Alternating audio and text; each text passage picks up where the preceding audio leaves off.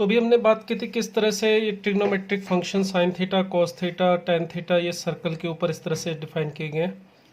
यहाँ पे आपको बताया कि अगर ये सर्कल का सेंटर 0 0 रेडियस 1 लिया जाए, कहीं पर भी अगर कोई पॉइंट लिया जाए, अगर ये पी पॉइंट का ओरिजिन के साथ मिलाने वाला जो सेगमेंट है ये अगर एक्स एक्सिस की पॉजिटिव डायरेक्शन के साथ एंगल थीटा बनाता है, तो इस पॉइंट का जो एक्स कोऑर्डिनेट होगा वो होगा कॉस थीटा, वाई कोऑर्डिनेट क्या होगा साइन थीटा।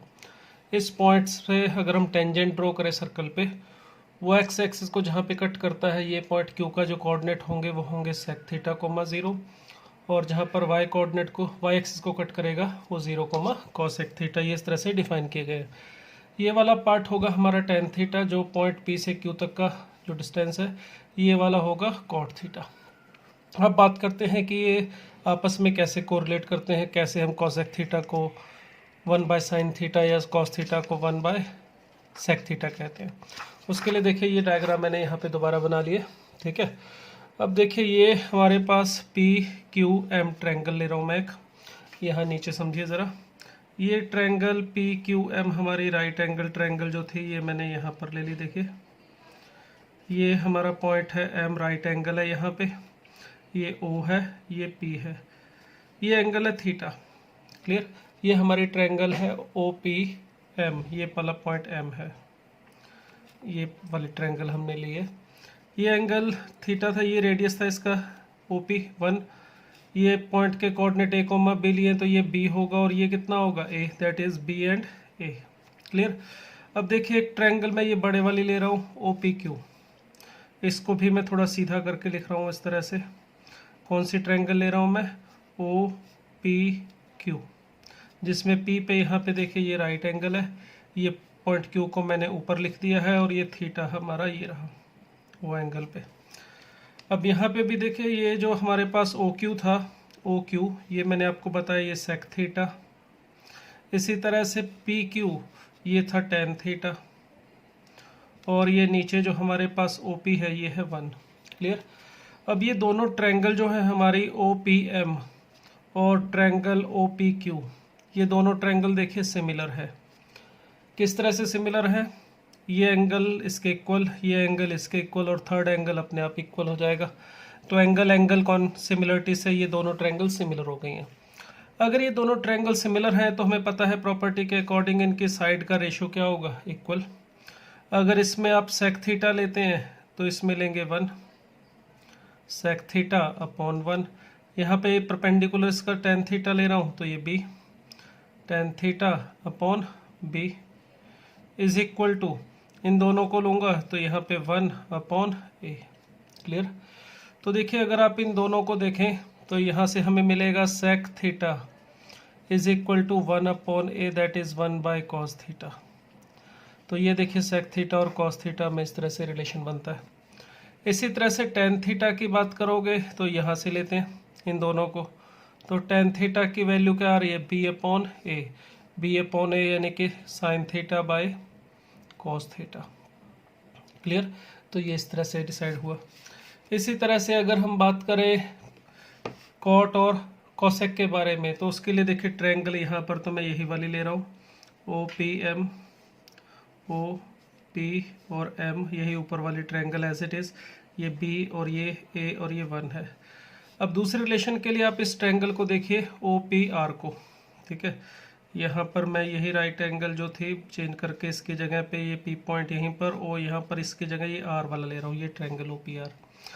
अब देखिए ये एंगल अगर थीटा है तो ये वाला ऊपर का एंगल कितना होना चाहिए, 90 माइनस थीटा। ये 90 है तो इसका मतलब ये आर एंगल ये हमारा होना चाहिए थीटा, ठीक है। तो एक काम करते हैं, आर को यहाँ नीचे लिख लेते हैं, ओ को ऊपर लिख लेते हैं। अब ये एंगल आर हमारा थीटा है, ये पी पे राइट एंगल है, और ये ओ मैंने ऊपर लिख दिया है। अब देखिए ओ पी ये 1 था, ठीक है, ओ पी 1, पी आर ये था कोट थीटा, तो पी आर ये वाला है कोट थीटा, और ओ आर ये वाला है हमारा, यहाँ पे लिख दिया है हमने कोसेक थीटा। अब वही सेम कहानी, ये दोनों ट्रायंगल जो है ओ पी एम और ट्रायंगल ओ आर पी या ओ पी आर, ये दोनों ट्रायंगल भी सिमिलर है वही एंगल एंगल कॉन्ग्रुएंसी से। तो यहाँ पर देखेंगे वही सेम अगर दो ट्रायंगल सिमिलर हो तो उनके साइड्स का रेशो इक्वल होता है। तो यहाँ से लिख सकता हूँ मैं कॉसेक थीटा अपॉन 1, ये h ले लिया, दोनों का परपेंडिकुलर p ले तो 1 अपॉन b, और यहाँ पर ले अगर तो कॉट थीटा अपॉन a। तो देखिए इन दोनों को लेते हैं तो हमें क्या मिलेगा, cosec theta is equal to 1 by b, that is 1 by sine theta. Clear.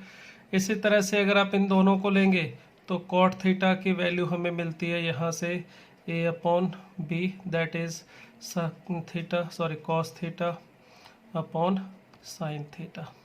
Clear. तो ये हमने रिलेशन जो बनाया, देखो जो हम बोलते हैं साइन थीटा को 1 बाय कॉसेक थीटा या कॉट थीटा को cos theta by sine theta, ये सारी चीज़ें यहाँ से आई हुई हैं। क्लियर। तो यही सर्कल की बात करूँगा, सारी प्रॉपर्टीज़ आप देखते जाएंगे, इसी से ही बनती जाएंगी हमारी।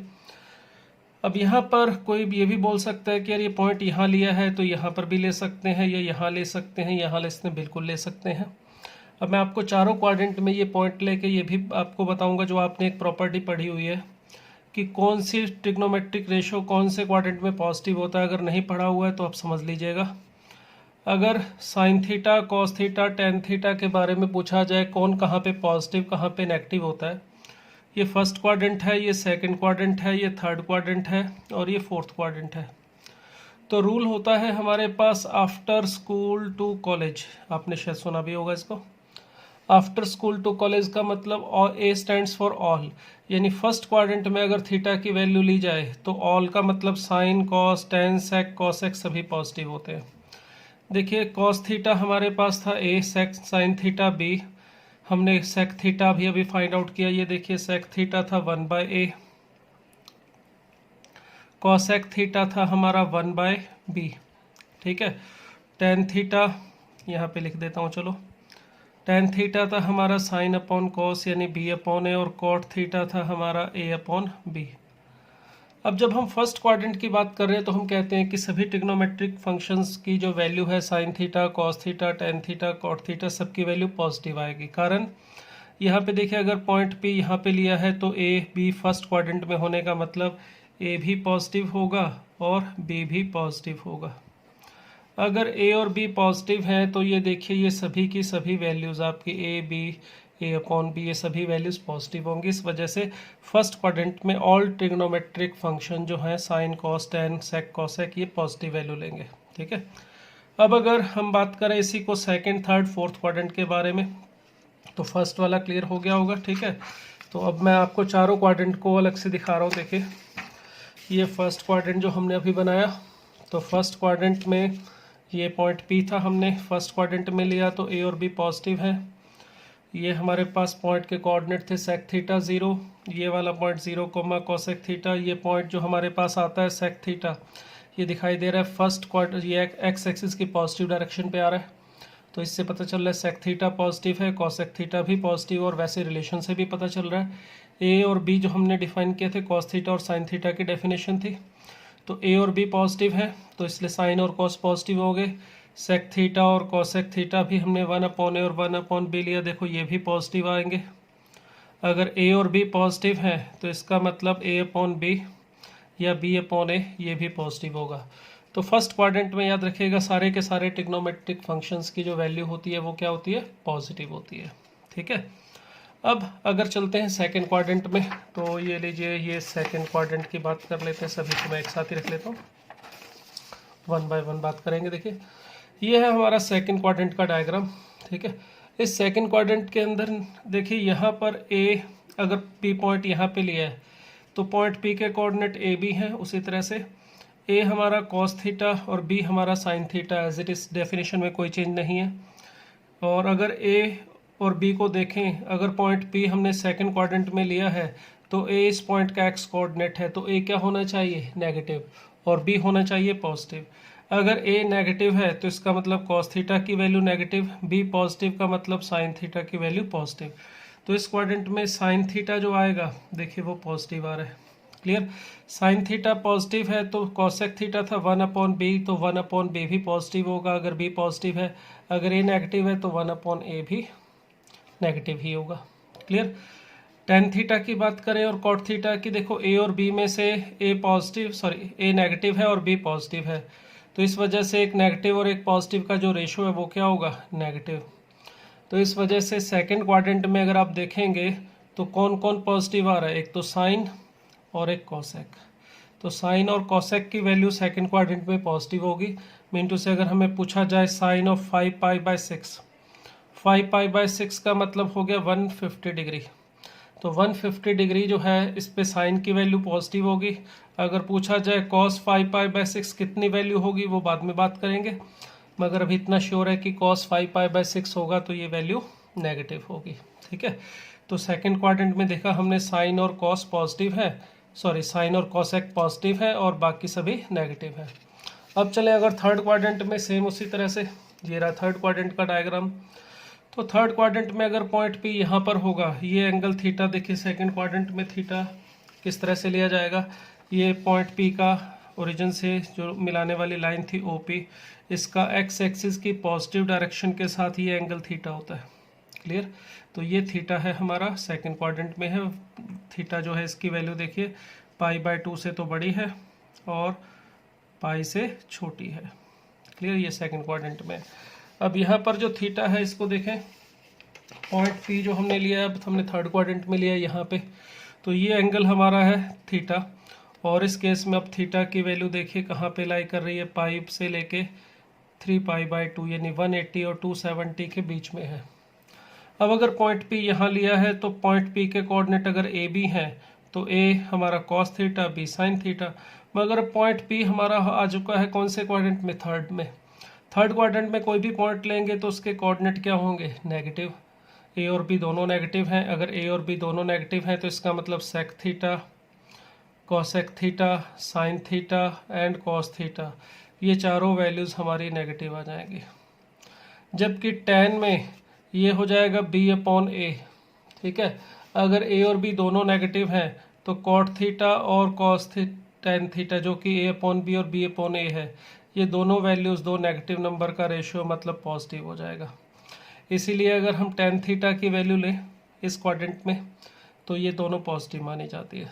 ठीक है, सिर्फ लेंथ की बात नहीं कर रहे, लेंथ की बात कर रहे होते तो लेंथ तो कभी भी नेगेटिव नहीं आती, मगर साइन इसका इस तरह से यहाँ से डिसाइड होता है, क्योंकि साइन कॉस सेक कॉसेक ये कोऑर्डिनेट से आ रहे हैं ना कि लेंथ। ठीक है, तो सेक थीटा यहाँ पे ये पॉइंट के कोऑर्डिनेट है और सेक थीटा देखिए ये वाला पॉइंट एक्स कोऑर्डिनेट है इस पॉइंट का और ओरिजिन से पीछे आ रहा है, तो ओरिजिन से पीछे आने का मतलब एक्स कोऑर्डिनेट यानी सेक थीटा की वैल्यू नेगेटिव है। इसी तरह से ये पॉइंट देखिए पीछे चला गया है तो कॉसेक थीटा जो है वो भी इस पॉइंट का वाई कोऑर्डिनेट है आर का और वो भी नेगेटिव होगा, तो इसलिए इन दोनों की वैल्यू सेक थीटा और कॉसेक थीटा की वैल्यू नेगेटिव आती है इस रीजन में। क्लियर, इस थीटा के लिए। और इसी तरह से आप फोर्थ क्वाड्रेंट को चेक कर सकते हैं। तो फोर्थ क्वाड्रेंट में अगर मैं पॉइंट ले रहा हूँ यहाँ पे सर्कल पे, तो ये देखिए ये एंगल जो है थीटा हमारा इस केस में 2π/3 से लेके 3π/2, गलती से 2π/3 लिख दिया, 3π/2 यानी 270 से लेके 2π यानी कि 360 के बीच में लिया है। अब ये एंगल हमारा देखिए 270 से बड़ा है, 360 से बड़ा है फोर्थ क्वाड्रेंट में। अगर पॉइंट पी या फोर्थ क्वाड्रेंट में लाई करता है तो यहाँ पे ये वाला पॉइंट के एक्स और वाई कोऑर्डिनेट अगर ए और बी लिए हमने तो यहाँ पर ए पॉजिटिव और बी होना चाहिए नेगेटिव। फोर्थ क्वाड्रेंट में एक्स कोऑर्डिनेट पॉजिटिव होता है, वाई कोऑर्डिनेट नेगेटिव होता है। अब अगर ए पॉजिटिव है, ए का मतलब कॉस थीटा ये पॉजिटिव होगा, बी नेगेटिव का मतलब साइन थीटा नेगेटिव होगा, बी पॉजिटिव है तो बी नेगेटिव है तो 1/b वो भी नेगेटिव होगा और 1/a ये पॉजिटिव होगा। tan थीटा एक पॉजिटिव और एक नेगेटिव नंबर का रेशो, कॉट थीटा भी, तो दोनों की वैल्यू इस क्वाड्रेंट में नेगेटिव होती है। तो इस तरह से जो प्रॉपर्टी होती है हमारे पास आफ्टर स्कूल टू कॉलेज ये बनती है। तो इससे डिसाइड होता है कि कौन से क्वाड्रेंट में कौन सी वैल्यू पॉजिटिव होगी और कौन सी वैल्यू नेगेटिव होगी। उम्मीद है ये क्लियर हो गया होगा। अब हमने जो वैल्यू याद रख रखी है, हमने जैसे टेबल एक स्कूल में याद किया होगा 10th क्लास में, 0 डिग्री पे वैल्यू साइन की, कॉस की, 30 डिग्री पे, 45 डिग्री पे, 60 डिग्री पे, वो सारी वैल्यूज़ भी आपको देखेंगे यहीं से मिलती है। सब प्रॉपर्टी का जो ओरिजिन है वो यहीं से है। ठीक है। आपने एक आइडेंटिटी भी पढ़ी हुई है, sine square theta plus cos square theta is equal to 1, tan square theta minus sec square theta minus tan square theta is equal to 1। वो प्रॉपर्टी भी सारी की सारी देखो यहीं से बनी हुई है। कैसे बनी है देखिए, यहाँ पर अगर आप साइन और कॉस की बात करोगे तो ये जो है हमारे पास ये था कॉस थीटा और ये था साइन थीटा। अगर आप इस ट्रायंगल को देखो, ट्रायंगल कौन सी, ओ पी एम, तो पाइथागोरस थ्योरम से sine square theta plus cos square theta is equal to 1, ये हमारी प्रॉपर्टी यहाँ से बन रही है। P square plus b square is equal to h square. तो यहाँ से ये हमारी प्रॉपर्टी बनती है। तो क्या लिखे इसमें, sine square theta plus cos square theta is equal to 1। ये आपने ट्रिग्नोमेट्रिक आइडेंटिटी जो पढ़ी हुई है वो यहाँ से आ रही है। देखिए नेक्स्ट आपने पढ़ा होगा sec square theta minus tan square theta is equal to 1, वो भी यहीं से आ रहा है। देखिए ये ट्रायंगल देखिए ओ पी क्यू, तो इसमें ये हमारे पास एच है, ये पी समझ सकते हो, चलो इसको बी समझ लीजिए। तो ये प्रॉपर्टी अगर यहाँ पे लगाएंगे तो tan square theta plus 1 is equal to sec square theta, ये उठा के उधर लिखना चाहो तो ऐसे भी लिख सकते हो, sec square theta minus tan square theta is equal to 1। तो देखिए ये प्रॉपर्टी भी यहीं से बनी है। इस ट्रायंगल को देखिए, ट्रायंगल कौन सी, ओ पी आर, तो इस ट्रायंगल में देखेंगे तो क्या आएगा, देखिए ये हमारे पास एच है, इसे पी बी समझेंगे तो ये कॉट थीटा और ये 1, ये पी और बी है हमारे। तो कॉट स्क्वायर थीटा प्लस 1 का स्क्वायर यानी 1 इज इक्वल टू क्या मिल रहा है, कॉस एक्स स्क्वायर थीटा। तो वो जो ट्रिग्नोमेट्रिक आइडेंटिटी आप पढ़ते थे वो यहाँ से बनी है। ठीक है, अगर आपको सोच लगता है कि वो ट्रायंगल से बनी है, पीवीएच वाले फार्मूले से बनी है, तो बनी तो पीवीएच के फार्मूले से ही है, मगर यहाँ पर आपका जो एंगल है वो 90 से बड़ा भी पॉसिबल है। अगर आप सिर्फ उसी से समझोगे ट्रायंगल से तो वहाँ पर ये पॉसिबल नहीं था कि थीटा को हम ले सकते 4π/3 या 5π/6, ऐसे थोड़ा बड़ा एंगल नहीं ले सकते। ये सभी एंगल्स के लिए आप इसको किसी भी डायग्राम से, फर्स्ट क्वाड्रेंट वाले डायग्राम से देख सकते हो, सेकंड क्वाड्रेंट वाले डायग्राम से चेक कर सकते हो, थर्ड वाले से भी कर सकते हो, तो सभी के लिए वही सेम चीज़ आपको मिलेगी। ठीक है, बस इतना होगा। जैसे इस ट्रायंगल में ये जो हमारे पास है, लेंथ की बात करोगे, इस पॉइंट के कोऑर्डिनेट सेक थीटा है, तो ये जो एच होगा हमारा वो माइनस सेक थीटा, लेंथ की बात करेंगे तो माइनस सेक थीटा आएगी, मगर स्क्वायर करोगे तो सेक स्क्वायर थीटा ही आ जाएगा, is equal to tan square theta plus 1 आ जाएगा। इसी तरह से इस केस में ये कॉसेक थीटा, तो इस पॉइंट का वाई कोऑर्डिनेट है, अगर लेंथ की बात करूँगा तो माइनस कॉस थीटा लिखूँगा, क्योंकि ये लेंथ जो होती है वो तो हमेशा पॉजिटिव होगी। अगर लेंथ की बात करूँगा तो ये माइनस कॉसेक थीटा, तो स्क्वायर करने पर कोई फ़र्क नहीं पड़ेगा, cosec square theta is equal to cot square theta plus 1। तो इस तरह से किसी भी क्वाड्रेंट में आप ले सकते हो थीटा, तो ये वाला प्रॉपर्टी जो हमारा वो होल्ड करेगा। ठीक है, तो ये देखिए, ये हमने एक प्रॉपर्टी हमने देखी थी आफ्टर स्कूल टू कॉलेज वाली, वो भी इस डायग्राम से क्लियर होगी। ये ट्रिग्नोमेट्रिक आइडेंटिटीज़ हमने देखी, वो भी आपने देखो इसी डायग्राम से क्लियर हो रही है। और हम बात करते थे वैल्यूज़ की, चलो उसके बारे में बात करते हैं। जैसे आपने वैल्यूज़ पढ़ी हुई है, साइन 30 डिग्री की कितनी होती है, कॉस 30 कितनी होती है, वो सारी वैल्यूज़ भी आपको मैं यहाँ से बताता हूँ कि वो कैसे आई हुई हैं। ठीक है, तो वैल्यूज़ को समझने के लिए हम चलते हैं वापस अपने स्टार्टिंग डायग्राम पे। वही सर्कल लेते हैं, सेंटर 0 0 रेडियस 1, चलो यहाँ बना लेता हूँ।